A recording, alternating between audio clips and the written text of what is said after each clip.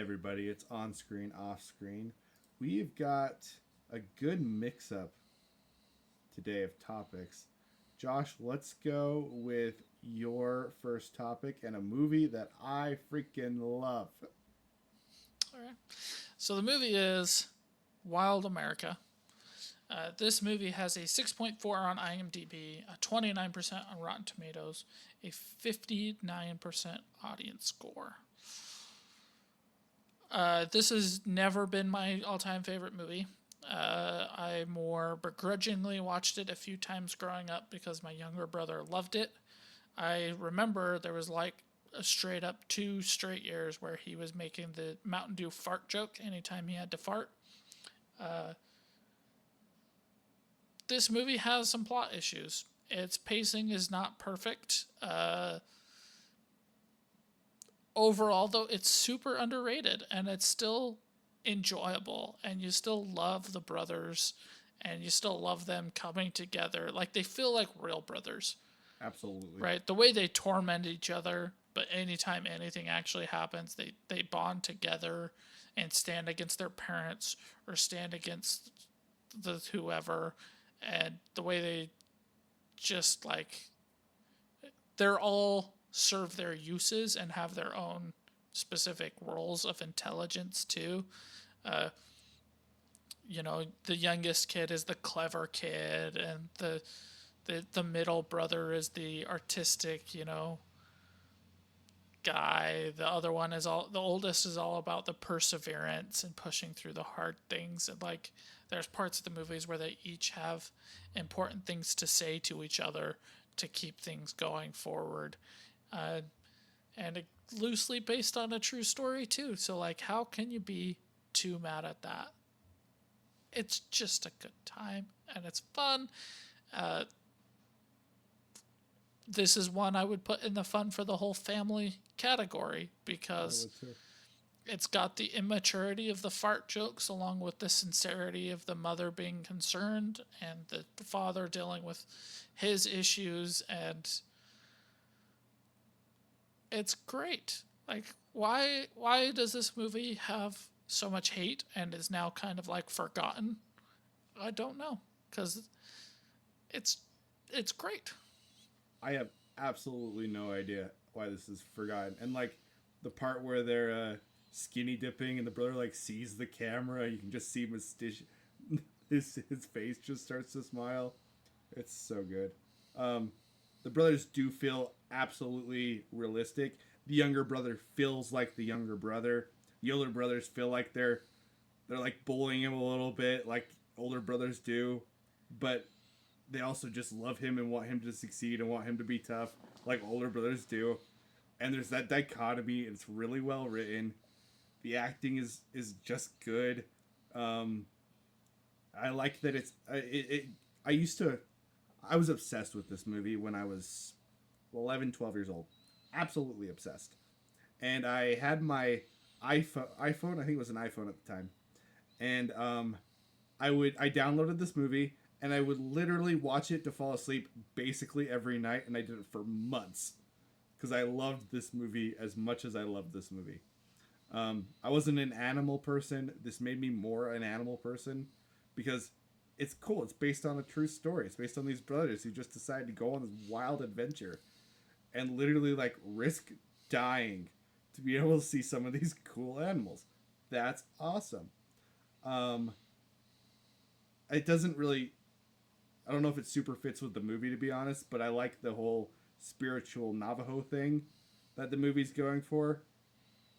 Does it really fit with trying to make a realistic type movie? I don't know, but I enjoy it. I think it's a cool thing. I like the bear cave. The bear cave is thrilling. I loved it when I was a kid. Um, I liked I like that they all have a dream. I like them flying the plane at the end of the movie. It's just great. The movie is just great, and it absolutely deserves more than a 6.4. And for any of you who are watching this who haven't seen this, which I bet is most of you, you should watch this movie because it is so damn enjoyable. It, the plane scene makes no logical sense. No, it but it's doesn't. But I enjoyable. love it. It is. It's cool. It is, and it's so funny because the youngest kid takes the plane out and starts to fly, and the brother's like, I wonder what he's trying to say to dad, and the mom's like, I think he's sending a message to all of us. And it's like, that's so heartwarming. But then you think about it, you're like, what message is he sending to anybody but the dad? What are you talking about, lady? And uh, like I said, logically, it's not a perfect movie. It No, has it's some not. problems for sure. But Absolutely. it overcomes it with its enjoyableness. The bears in the cave. You watch it in this day and age, and you go, "Those are some fake looking As bears." Those are maybe some of the worst fake looking bears ever. But they use enough lighting tricks to still make it feel terrifying, which is really Yes. cool. And it's enjoyable to overcome. And like, It is. And the river it's a good scene, one. I love the river scene. It's also The just river's kind of, probably the best scene in the entire movie. it's great. Yeah. Just watch it and enjoy it. That's what I would say for this movie is don't try and analyze this one because you're going to find issues. The true stuff in it is like very loosely true. So Very, don't very be loosely sitting true. there thinking you're actually learning about these people because you're not. It doesn't even say based on a true story at the beginning of the movie. That's how It's that how loose. Yeah. loose this one is taking it. It does give you a little bit of like what these characters did after this experience, but it's pretty loose. So just watch it and enjoy it and have a good time. And no matter who you are, I guarantee there's stuff for you to enjoy in this movie because stuff keeps happening. There's no pacing problems. There's no lulls. Even when you think there's about to be a lull, you get to see jets and bombs dropping. I think that's when you most feel like there's going to be a lull. And they're just like, you know what would make this exciting? Explosions. If this was a test, a test field, which is So, yeah. awesome.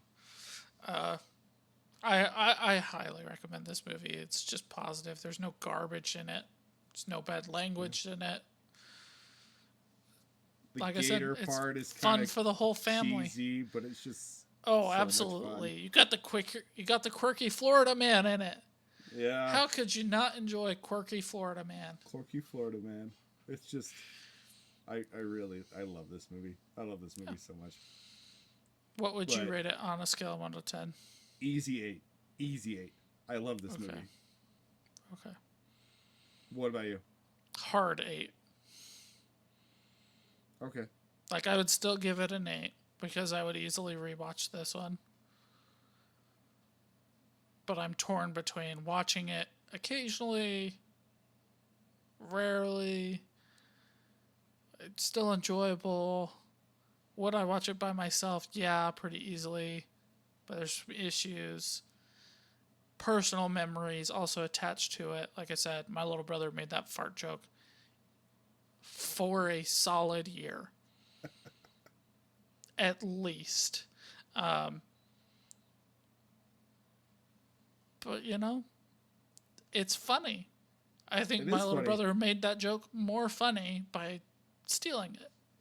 I think if I saw that today, I'd be like, okay, it didn't need to happen 4 times in this movie. Yeah. But because I have that connection to it, I think it's more funny now. So yeah, it's an 8 out of 10. I would rewatch it. I would rewatch it by myself fairly regularly, even though it has True. problems, and that's where I'm at. Like, I've got 2 employees that are off right now, so it's been crazy busy. And I still was like, Josh is gonna watch Wild America. I have to watch Wild America. So I slept less than I probably should have, so I could rewatch Wild America. Because I love this movie. It's a good one. It a good definitely one. deserves better than the treatment it's gotten. I don't know why it had such poor reviews. I don't know why people have kind of forgotten it today. This kind of feels like a movie that should have more of a cult following, Absolutely. like a Iron Giant, like a Treasure Planet. Yes. But it doesn't, and that's sad because this one is a really good one. I agree. All right, now let's go from that joyous wonderfulness to something way darker. Um, I've thought about how to review these two shows, and they're kind of hard to review, to be honest, because I don't, as I review it, I don't want to sound like I am an apologist or like I'm standing up for this disgusting behavior in any way. I'm going to start with All Quiet on Set because you've seen that one, and then I'll go to the other one, and it can be a little bit shorter. But a lot of what we see on All Quiet on Set is absolutely disgusting, despicable, cannot make a reason for it. It is horrible. They're also, I'm very, I fight against the narrative a lot. At least I try to when I watch shows like this, and I try to say what kind of point are they trying to make, and do they always make that point? And I don't think that they always do with this. They like to make the point that all of the shooting something on someone's face is sexual and it's a cum shot, and I don't necessarily believe that. I don't think they make that point inside of the show. They like there's the part where you have the black kid from All That, I think is what it was called, who's got the noses on his shoulders, and he's got the big nose, and it's part of his character, and he sneezes on the girl's face. They're like, this is obviously sexual, and the noses looked like dicks on his shoulder or whatever. And I stopped it, and I'm like, is there any way I can look at this and it looks like a dick? And the answer to that was absolutely not. No, I could not see that in any way, shape, or form. And I think that they spent a lot of time on this particular aspect of it being sexualized that I didn't really see. And they made it up for the point. So you have that whole section that I kind of just toss away because I don't necessarily believe it. But then you have some aspects that are completely disgusting, like particularly the Ariana Grande potato thing was just weird as hell, and the pouring water all over herself, very, very cringy. Some of the iCarly stuff that they showed was particularly really cringy, and that obviously looked pretty sexualized to me. When I talk about the squirting on the face, like they have a Zoe 101, they have one of the girls that's from Zoe 101 as the speaker, and she's trying to open something up and it sprays on Zoe's face. I remember watching that when I was like 11 or 12, whenever this thing came out, and laughing at that scene. I remember that scene and not thinking it was sexualized in any way, shape, or form. And like, I knew about 11, 12, 13 years old. I knew about this kind of stuff. I knew about the kind of jokes. I don't think I mean, I was in Happy Valley, Utah, and I knew about this stuff. I bet they knew about this stuff in California working on a set. Like, I don't think they were as innocent as they were trying to portray themselves to be.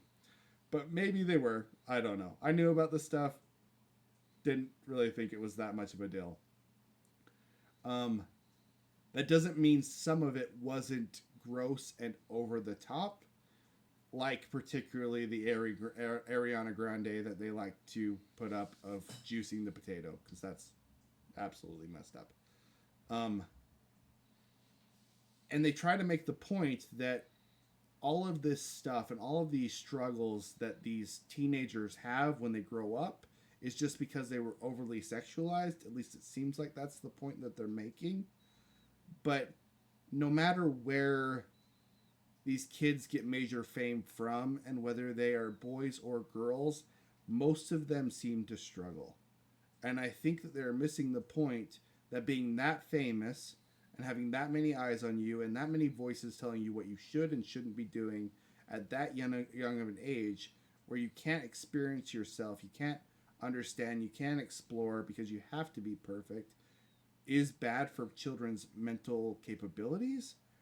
And they're trying to make a point so they don't actually really explore that, when I think that should be explored. that's kind of the end of my apologist aspect of the All Quiet on Set, or however you want to say that. I don't know exactly how to say that. The rest of it is pretty dang despicable. Um, you have Dan, and he's hiring a woman, but saying she can't be funny, so she pays her half as much and gets another woman writer to also write. That's despicable. That's gross. That's terrible. Why would you do that? They have all of the pressure that they put on Amanda Bynes and how much that really caused her damage. I think there was a lot of pressure there. I think that was terrible. And then you get to the worst part of all, which is the Drake Bell stuff, which was absolutely gross. The fact that that guy could still work after going to a case like that, after raping Drake for who knows how long, absolutely disgusting. And anybody who does that on a set, on whoever does that to a child, like, just go to hell. Like, that is gross. And the fact that Drake could keep acting the way that he did and keep holding it together and keep being funny and keep working with the people that he did says a lot about him. Like, kudos to him. It was a hard thing to watch. It's too bad that things like that happen. It's just too bad. What did you think about this whole thing, and what did you think about what I said? It's been a long time since I've seen it, so Okay. I want to preface that pretty early. I do agree that there are some things that are very obviously sexualized, and there are some things that are not, Yeah. but not to your degree, right? Okay. I think if we're talking about like the nose thing, right, I think that that's something that can be viewed as innocent, but when you apply the similar logic, you also see a progression of it just becoming more and more sexualized, right? Because all that happened first, which is where the nose thing happened. And you go, okay, maybe Dan is just testing the waters here. And then the Zoe 101 happens, and you go, okay, that's more gross. And then iCarly happens, you go, oh, that's more gross. And then the Ariana Grande, Sam and Cat happens, you go, that's way across the line. And I think that's more fair of a way to look at it, is it's like, yeah, the nose one particularly, you only see it if you look to see it. It's not something you just naturally go, that's sexual. But I do think it's a fair criticism for the makers of the movie to point out that, like, we can see it here and here and here and here and here. Yeah, it just seemed like a running gag to me. It didn't seem like this was an overtly sexualized aspect. Right, Like, but if you're taking the point of view that Dan Snyder is, right, you're trying to say, the point is not how sexualized the actors are, the point that they're making is about Dan Snyder, right? Yeah, About how much of a predator he is, yeah, or they're saying he is. The point that they're making that, like, hey, it starts with a little thing and it got more and more and more and more, right? They make the same thing with, like, the feet. It's like there's a little, and then there's more, and there's more, and there's more, and there's more. And the massages when you're a high level exec, and you should be able to just go pay for a massage, or even just set your assistant person to just give you set up a massage for you every single day, and Nickelodeon would probably pay for that. It's weird. It's weird. Yeah. Right. So that's the point they're making. I think it's fair to bring up those. I think your criticisms are also a little fair. Because, like I said, the nose one at the beginning is one that I say, yeah, you're kind of reaching for that one. The Zoe 101, I would say, when you were a kid, it probably came out when you were closer to like 8. I don't remember. I don't know. It was like early 2000s. Was it that early? I yeah. can't remember. So, and even when you do know that stuff, you're not necessarily looking for it like you do as an adult. So that one's I'm more on the side of the filmmakers for too. I don't think this was about the actors at all. I felt like the entire time they were just trying to tell the story, make the point that Dan Snyder should be in jail. And I think they very effectively told that. And everything that they told was to make that point. Because even when Dan Schneider wasn't the active villain, Dan Schneider should have been the person to step in and say, keep the guy who was messing with Drake, away from Drake, away from the show. Should not have been allowed on property. But Dan still allowed him in. So the point of the show, I feel like, was effective. And it made me feel gross. It made me feel like a little bit of guilt for liking these shows.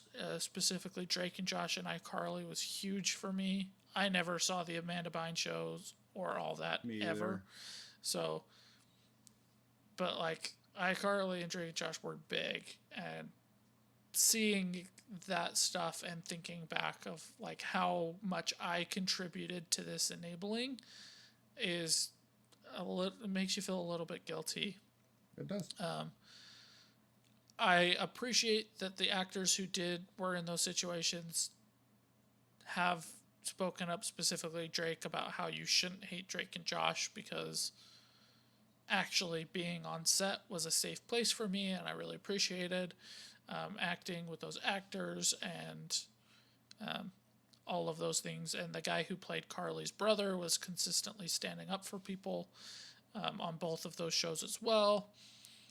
So that eases that a little bit, but there is that, after you watch this show, there's that sickening feeling of like, I contributed to this by Does it being a make viewer.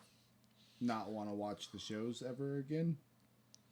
It On a originally personal did, but all those things that the actors have said about it, and like, still watch iCarly, still watch Drake and Josh. You're not enabling him. He's not making a penny from it now, so, that's all good stuff. Do you know if the actors still make money from it? Does Drake still make money It from Drake and depends. Josh? Okay.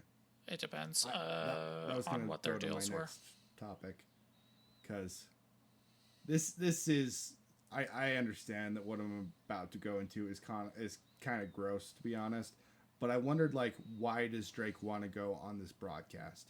And this is horrible. I will fully admit that what I'm about to say is terrible.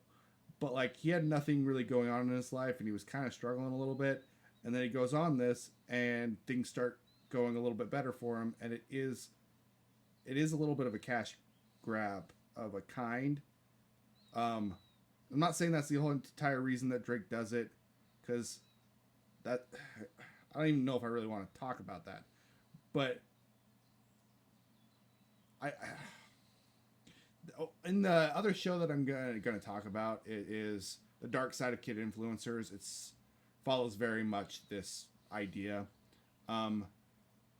There's a family where they create a YouTube channel, and the YouTube channel does very, very well.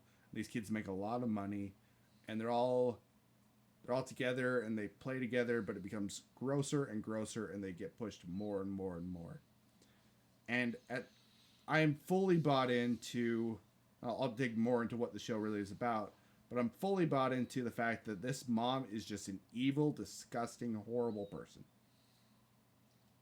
But they claim that these kids got sexually abused, and then the parents settled for like $200,000 out of court instead of fighting this tooth and nail. And I don't know a parent who really believes that their kid got sexually abused, who wouldn't fight with everything that they have, and there is no way they would settle for $200,000 for having their kid sexually abused. Absolutely no freaking way. And it makes me wonder, well, how much can I trust these other parents that are explaining that all of this crap happened? How much did you do to your kid? How much? Like, it just makes me not know where to trust. And I'm not saying that Drake just did this just for the paycheck. I don't know. I don't want to think that, but it was a it brought him back into the limelight a little bit. Do you think I'm being absolutely just like the worst person ever? I feel gross saying that. I really do. Am I being completely out of line saying that at all? I don't think it's unfair. Um, I don't think it's true though, Okay. I don't know. I don't know. because financially Drake hasn't benefited from it. I mean, his music and stuff did pop off because this became a pretty big thing. That he literally made music about this topic. That I have not heard that music. I do know he was going through a resurgence with his music before it came out. okay, maybe it was just before. I don't know. I don't know. I feel like he was trying to rebuild his brand, not Okay. financially benefit from it. I don't think it was a cash grab. Because before this show came out, there was a bunch of scandals concerning Drake and statutory rape and him claiming innocence and that he didn't know, and a whole bunch of bad press and stuff. And I don't want to speak towards the truthness of that or not because I don't know. I don't either. What I do know is his reputation was pretty terrible, and him telling his story gives you more empathy to his situation after. At least it did for me. Where I was like, okay, this is the kind of stuff he was dealing with, and then immediately following this, he had some situation with somebody who claimed not to be a minor. Like, you feel more empathy to him as a person, and then you also see the person he's at least portraying afterwards in him appearing on Josh Peck's podcast and some other places, and all of those are things he's not benefiting from financially either. I still don't think his music is very big. I know that he makes very little money for the Drake and Josh theme song, but don't know if he still makes money from Drake and Josh itself. Like I said, I didn't even really want to bring that up. I just don't know, and I question kind of all of this, but that doesn't mean I don't think that it's all just disgusting, because it is. It's gross. Yeah, It's gross. it is. With this other show, these kids become pretty famous on YouTube, and it's all this mom who's kind of putting everything together, and she's forcing things through, and her daughter is very much like the stereotypical like popular girl, pretty, and she starts bringing these other kids onto the show, and these kids are all making millions and millions of dollars. I think one of them said at the top he was making like $34 million a year or something, a gross amount of money, huge amounts of money. But they basically live, sleep, eat, creating this content. They will go to bed at 1 o'clock at night. They wake up again. They do what they absolutely have to for school, and then they're making content again. And they're running these kids like slave drivers. And part of the show's point is that there's these protections for how much a kid can work, like on Drake and Josh or iCarly. They can only work so many hours. But when you have internet influencers, there's no protections for these kids. So a mom or a parent or whoever it is can run their kids 12 hours a day, and there's no way to fix that. But the mom keeps pushing and pushing and pushing, and they have a video clip of her getting drunk, and she literally makes out with one of her daughter's friends. How she's not in jail, I don't know. It's disgusting. And after this, her brain just starts deteriorating, and they're making so much money that they can afford to take in every stray cat. So they have something like 76 stray cats. And she will pick up one of the cats and use one of the cats for different sick parts of her personality. Like one of them is Larry, and there's this video of a girl. She's like 11 years old, and she grabs Larry, and she's like, Larry just wants you. Larry just wants to rub his dick all over you. Blah blah blah blah blah, and it's absolutely disgusting. Like this mom is gross, and I don't know why. I don't know why people do that with kids. Like I don't get it. I've never gotten it. I think it's just despicable. And I know it's a power thing. I know it's like a they're so easily influenced so you can control it thing, but I don't know why you would do that to a kid. It's horrible. It's because they're sick. It's not something you can understand. It's just sick, and it's just evil. Sick, and it's gross. The mom would have a different... This was a stuffed animal, and she would just use the stuffed animal to insult these kids. But it wasn't her. It wasn't her who was like this. It was the stuffed animal. It wasn't her who was sexual and disgusting. It was the cat. And she just keeps pushing these kids further and further and further. And they never get free. They never find peace. They just are consistently pushed. And these parents, as much as the show doesn't want to admit it, have to kind of want their kids to keep doing this because they are making so much money. Thousands and thousands of dollars of money a month. Doctor money. Study for your whole life surgery money. Even more than that. And they don't talk about the fact that maybe these parents do just want the paycheck and they overlook things because the parents get the paycheck. And in the All Quiet on Set, they talk about the pressures of the kid because now the kid is like the financial breadwinner for their family, getting their family out of Skid Row, that kind of thing. But they don't bring up the parents that I'm sure are putting some pressure on these kids to keep them in a bad situation because of the dollars, the dollars and cents. In the dark side of kid influencers, they show a lot of scenes where the moms are crying because of what the kids go through, and I'm sure that they genuinely are really sad. I mean, what parent would be? But then I get to that point where they settled for all of this trauma that was done to their kids for $200,000. And that's it. The mom never has to admit that she did anything wrong. She never has to go in front of a jury. She never has to be tried for all of this sick stuff that they're talking about. And you did it for $200,000. Half of that's going to be gone in taxes. That in today's money, that is just not a whole lot. Especially for these people who have been making hundreds of thousands of dollars. Millions of dollars. And it just leaves me with a sickness because, like, these producers aren't taking care of these kids. These parents aren't taking care of these kids. And they're all being sold for money, and I don't know how to fix it. It just left me sick. It just left me sick. Well, I think that's what they wanted, because All Quiet on Set does touch on the parents. It's not a big point that they make, but they do touch on it. They do it with Drake's dad a little bit. Well, not just Drake's dad. They talk about a lot of the parents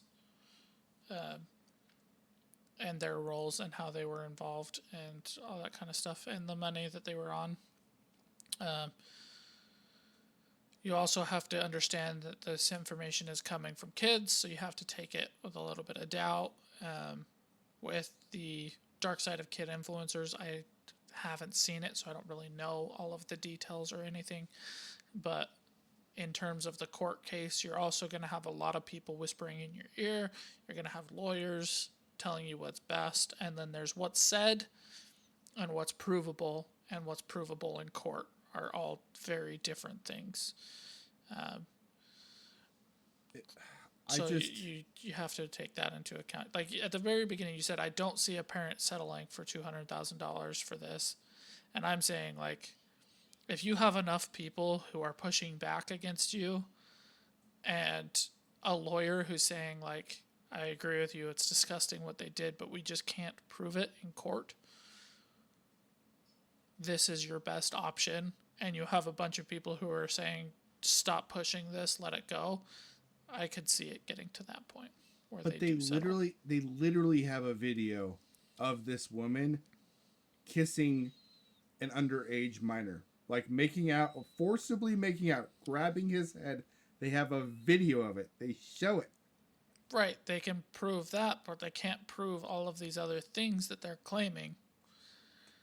Right? So you're talking about all of these very specific But things, and all of this. It's like you can prove some, you can't prove others. There's benefit of the doubt. There's he said, she said. There's a lot more going on, and especially in a court of law.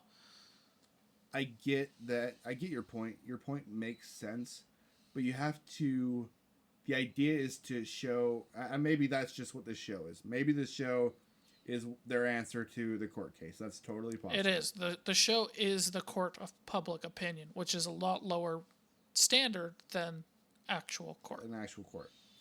But you have this video so you can at least cause reasonable doubt that more of this stuff wouldn't be true, because you know that she got drunk and made out with an underage minor. Like, at the very least, you know that. And that would show... Can you prove her blood level intoxication of that? I guess you can't show that. Right? Like, you can just show that she did make out with that she forcibly made out with a 17-year-old boy.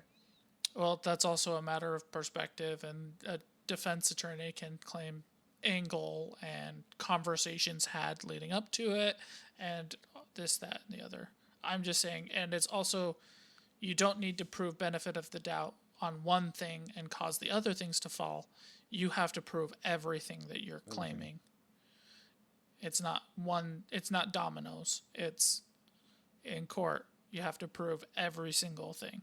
To get the claim, yes. To change the public opinion, court wouldn't have changed public opinion. You don't. I think this case would have become a Johnny Depp. It would have been on the news case for a week, and then it would have disappeared. And nobody would have talked about it ever again. And the parents would have gotten funny looks for about, like, I don't know, a year maybe. The parents would have gotten funny looks for maybe a year. But this show was much more effective, just based on our conversation, the fact that we're talking about it, than any news report that probably would have just went on for a week had done. That's a fair enough opinion. Because really, the court cases that still get talked about sometimes are the Johnny Depp case, OJ. That's about it. And those are very, very famous people. Extremely famous people. You're talking about kid influencers, and I'm sure that they are reasonably famous, but they're not Johnny Depp. They're not Johnny Depp. And they're not going against somebody who pooped in their marital bed. They're going against something that is not something that you can even laugh at. So you're not even getting the meme factor out of it, as terrible as that is. So that's a fair point. I think that whatever this show is going to be much more effective at the, like there's the case in Utah, right? Very similar-esque thing where the parents absolutely abused their kids to make the content. She got arrested. It was a very big thing for about a month. And then nobody talked about it again till like 2 months ago when she was released. Yeah. And you have the other case where the mom took the kids and like locked them in the basement, and the psychiatrist basically experimented on the kids. You've heard about that? Yeah, without Hulu making a little docuseries like this, it probably wouldn't be talked about that much. Unfortunately. Yeah. There's some truth to that. Yeah. There's some truth to that. So, like I said, I really cannot speak about all of the details and the criticisms that you have because I haven't seen it. Yeah. I'm just going off of wanting to argue against you and, a little bit of devil's advocate. to play against Fair it. enough. Fair enough. It's all too bad. It's too bad this happens to kids. Yeah, I wish I could help it's them more. disgusting. I wish I could help them more. It's awful. But you know, good stuff did come out of these shows, though. Like what? Numerous laws about how much content makers can work. Oh, I didn't by their parents. They had anything yet? Depends on the state you're in.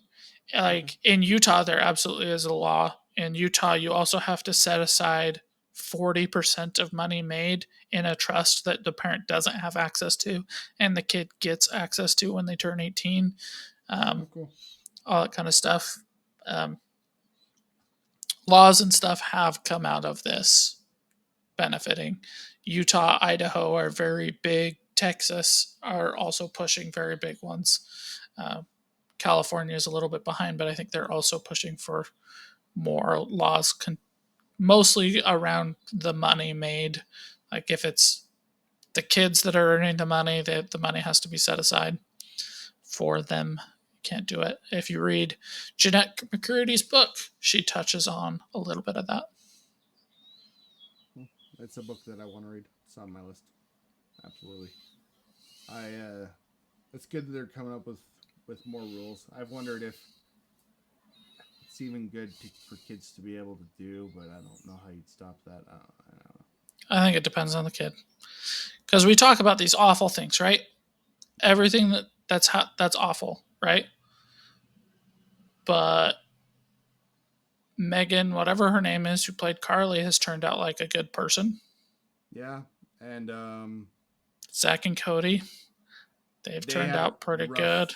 Patch, but they turned out good. But they had some rough moments, especially I think Zach, the one who plays Zach. What are you talking about? They left Disney Channel, went to college, went to get degrees. They're pursuing their passions. What rough stuff are you talking about? Like a drug drinking problem. I think it's Cody Sprouse. I think it was Cody. I thought so. No, am I completely crazy? I think you're crazy. Okay. And then, I do believe one of them was a self-diagnosed kind of like I had some troubles drinking, but neither of them were like DUIs, thrown in rehab, big problems like that. No, did have that problem. The one that I've heard of that's done best is the Good Luck Charlie girl. She's like, she kills it. It's crazy. Yeah, she's CEO of a space physicist company, and what the freak? She's doing really good. Satellites to Earth. Yeah. You know, so there are terrible things that happen, and more often than not, terrible things do happen or come out of it. And it's not any easier when you see the girl who played 11 and how they were trying to hypersexualize her at such a young age and pushing for that. And that is absolutely disgusting. And that's where I'm at. It's just like some people can make it and some people can't.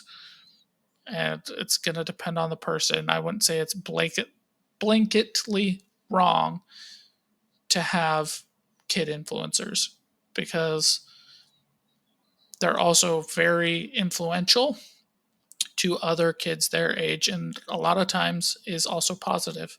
My nieces and nephews, they used to watch the Kid Ninja from they're a smaller little YouTube family, and their whole thing is doing service as ninjas, and they're based in Utah. And like that's just good. That's just a good thing. You know. I don't know. I've been very curious. I don't think they've looked into this, but to see if there are contributing factors that make it so some people do as well as they do, and some people really struggle and kind of fall apart. I think it's all to do with their support system. Just like people who aren't famous, people who don't have support systems fail. People who come from abusive, like the abuse cycle, those who are abused tend to re-abuse. You know, I don't think fame or fortune has anything to do with it. I think everybody's got a hard life, and some people build better systems and a healthier lifestyle. And sometimes it's because they make it happen. Those people are amazing. Some people, they just luck into having that around them. And some people just That's don't have it. really good, and some people just don't, and those are the people who I think suffer the most. I mean, we've talked about Drake Bell, Yeah. but like, I obviously can't speak to him personally. I don't know him personally, but the person he's portraying to be seems to be really positive and trying to make a difference and grow and learn and be a better person and be a better example and be an advocate for kid acting and all that kind of stuff. And so, he went through the worst of it and seems to be doing okay. Yeah. Yeah. That's true. I don't know. I don't know. Anyway, guys, with that, let's go to our final topic, which is completely. Hold on. Let's take a breath from that seriousness. Just okay. We're gonna talk about something completely different. Put that behind us. Different. Not going near it. Moving on. Yeah. What is it? Death of a Unicorn. Very different than what we were just talking about. What were your thoughts first? What were your thoughts? Paul Rudd is a great dad role. It wasn't something I was super expecting. He does it a little bit in Ant-Man, but I don't like super buy into it like I do in this movie, where he's trying to earn the respect of the disapproving goth girl child. He nailed it at that. It was great. I did not believe he was scared at all during this movie, ever. Did not do good at that aspect of this movie. I didn't hate this movie. I think there are times where the special effects look absolutely amazing, and there are times where they look really rough. Overall, I think it was pretty weird. I hated the way it ended. I'm okay that I watched it once. I'm not happy I watched it. Probably will not watch it again. This was Ferrari Girl's other recommendation in that same post. The other one I definitely enjoyed quite a bit more. Okay. I enjoyed this one more than the other one Ferrari Girl recommended. You enjoyed this more than The Electric State? Yes, I did. I really liked it. I really had a very good time with this movie. Yes, it's weird, but it just worked for me. I really had a good time with this movie. If you watch the trailer, and the trailer looks like something you would like, you will like this movie. If you watch the trailer and it doesn't look that good, you probably won't like this movie. I think the trailer does a really good job of telling you exactly what you're going to get. It is kind of strange. I liked the unicorns. The part where the unicorns are hunting them down, and you can see the unicorn in the stained glass of the window, is insane. Like, it looks so freaking good. I liked the unicorn monster aspect. I thought they did a good job with that. The way that the blood healed them, I thought was really good. I enjoyed the corny aspect of the rich guys and how they want to get rich. It was very Beetlejuice feeling. Like, it felt like the original Beetlejuice to me. And I like that movie. If you like Beetlejuice, you will probably like this movie. It has that kind of feeling to it. Paul Rudd does a great job as the dad. The daughter, I think, is just a fantastic actress. She does good in pretty much everything that I see her in. She deserves the fame and the opportunities that she's getting. I really enjoyed it. The thing that I didn't love about it was the ending. The ending was dumb.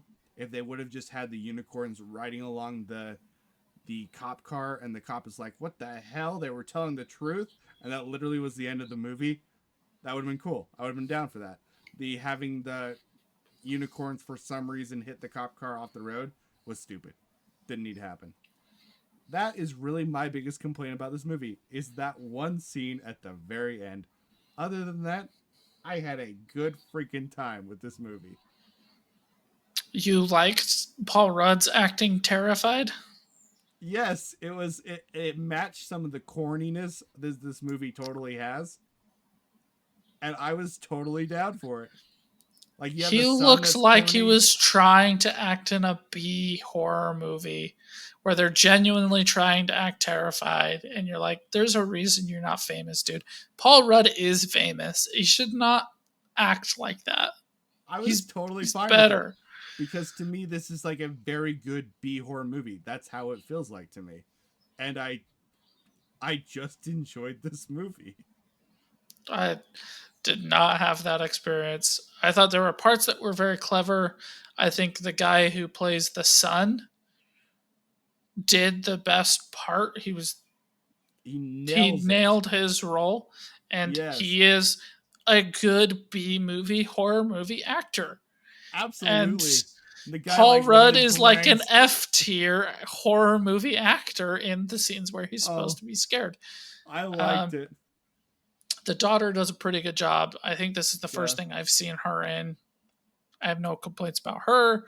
Uh, I think there are scenes that look absolutely astounding with the unicorns, and there are scenes that just don't, and that's very unfortunate. Um, I thought it went from okay to great, but everywhere to me, even the bad stuff was okay. oh, I think there are some scenes that genuinely look really terrible in this movie. Okay, I didn't see Like, anything that looked terrible though. very, very bad, and mostly surrounds the unicorns. There are times when the unicorns look really, really good.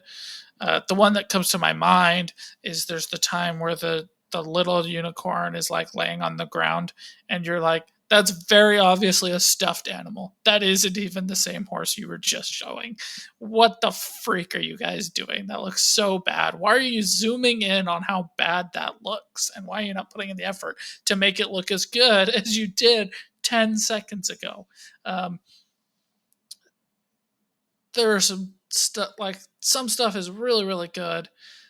I basically hated it from the point where the Paul Rudd is revived. I thought that was the start of the stupid, Okay, and it was just stupid all the way to the end, which is basically like 2 minutes. I did think it was funny when the cop shows up and he goes, "Oh shit!" Like, okay, that was funny, like end the show there. But no, they yep. don't. They go thrown in the cop car, and they're driving along and they're having this father daughter moment. You go, okay, you kind of already had this moment. We can move on. And then the cop's like, what's that? And you're like, oh my gosh, really? And then they hit him off the road, and you're like, that is so unbelievably stupid. The hitting The him off the guy road was incredibly dumb. in the backup car rolling up his window is the only saving grace of that scene, because like that is B movie level where you're like, what is closing the window gonna do, you idiot? What are you even doing? Um, that is B tier. I'm a fan of what he did. I liked the son. I liked Paul Rudd when he was being a dad. I did not like Paul Rudd when he was being scared, and he was unfortunately the main character and the person who was supposed to be scared. Like, there's this scene where he's running from the forest, and he looks like Willy Wonka galloping around with his unicorn horn in his hand. And you're like, dude, you're supposed to be absolutely terrified that this monster is after you. And you look like you're frolicking through a forest. Like, that is not B movie bad. That is just bad. I thought it was so funny. Um, yeah, I just really didn't love this movie. I'm glad you did. I'm glad we got the suggestion. I Me too. love the suggestion. Love that I watched it because it came from a suggestion. But if I came across this movie on my own, I just no. And like, it's not even the like B movie aspect to it. I love Godzilla. I love a Yeah. Godzilla where they fight in a submarine like Power Rangers as superhumans over the nuclear capability to go and fight Godzilla. Like, I can get behind some cheese plot and some stupidness, but like I just don't know if this movie was supposed to be funny or supposed to be a horror, and I know that that's kind of like what they were going for. They were trying to bring back the comedy horror genre, but I don't think they nailed the comedy, and I don't think they nailed the horror either, because none of the laughs were super great, and none of the horror was super great.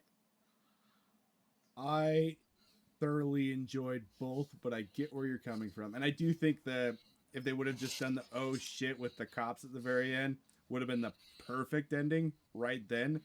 But No, the literally, perfect ending, Paul Rudd should be dead. oh, I knew he was gonna be alive. Like that was so obvious that was what they were doing the entire movie. I was like, Paul Rudd's going to die, and they're going to bring him back with the along with the baby unicorn. Like that was so obvious. I What I didn't claim, I didn't predict that, but when he did die, I was like, please leave him dead. oh, Please just do it. It'll be better if he's just dead. I was sure they were gonna do that the entire time. The the one thing I did want to have happen that they didn't do is I didn't want the son to be stabbed and die. I literally wanted him to overdose on unicorn horn because I thought I would have thought that was so funny, and I genuinely thought they were gonna do that when they had him pass out that one time. I was like, they totally killed him. They killed him with unicorn horn. He just overdosed on unicorn horn, but they didn't go all the way through with it. But the fact that he was snorting that I thought was just funny. I really like this movie. I had a really good time. I'm glad you did. Like I said, glad people can enjoy. It's not necessarily, I'm not the target audience for this. I feel like this is the kind of movie that is hit or miss for me. And this one is a miss. Fair enough. Fair enough. For me, it was a hit. What would you rate it? 4 out of 10. Okay. This was a 7.5 for me. I had a really good time. I don't know how often I would rewatch it, but the one time I watched it, I had a blast. If I was somebody that took drugs, I think this might be like one of my favorite movies. I would agree with that. If you like to do shrooms and hallucinate a little bit, this is probably a really good one. Yeah. Or like scare the absolute hell out of you. I don't know. I don't It know. would do both, but it would make the jokes funnier and the scary parts scarier. It would make the movie better. Hey guys, I think that is our episode. We appreciate you giving us that suggestion of Death of a Unicorn. If you have any other suggestions for us to watch, we love trying new things out. Give it to us. If you haven't seen Wild America, absolutely watch it. It is fantastic. Needs to be watched by everybody. And then, if you guys want to comment on the deeper stuff, let us know what you think. I get if you don't. It's hard to talk about. But either way, we appreciate you guys watching.